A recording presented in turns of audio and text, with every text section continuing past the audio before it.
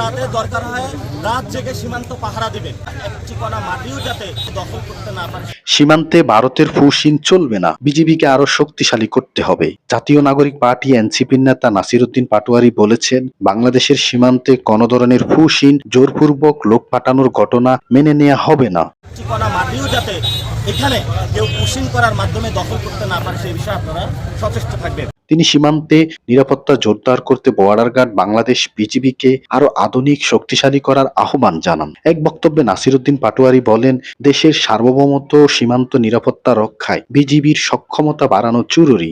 এখানে পুশিং চলতেছে, দল মত নির্বিশেষে সবাই সীমান্ত রক্ষার জন্য ঝাঁপিয়ে পড়ুন। তিনি দাবি করেন, সীমান্তে যে কোনো অনাকাঙ্ক্ষিত পরিস্থিতি মোকাবেলায় সরকারকে কার্যকর পদক্ষেপ নেওয়া দরকার। তিনি আরো বলেন, প্রতিবেশী দেশের সঙ্গে সুসম্পর্ক বজায় রাখা গুরুত্বপূর্ণ হলেও বাংলাদেশের স্বার্থ ও সীমান্তের নিরাপত্তার প্রশ্নে কোনো ধরনের আপোষ করা যাবে না। ভারত থেকে যাওয়া আসা তারা কিন্তু করতেছে।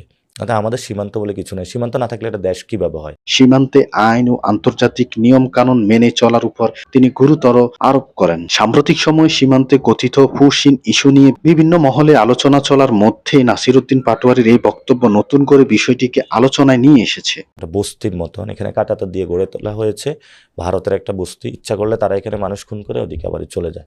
সীমান্তে নিরাপত্তা ও জাতীয় স্বার্থের বিষয়গুলো বাংলাদেশের রাজনীতিতে সবসময় গুরুত্বপূর্ণ ইস্যু হিসেবে বিবেচিত হয়।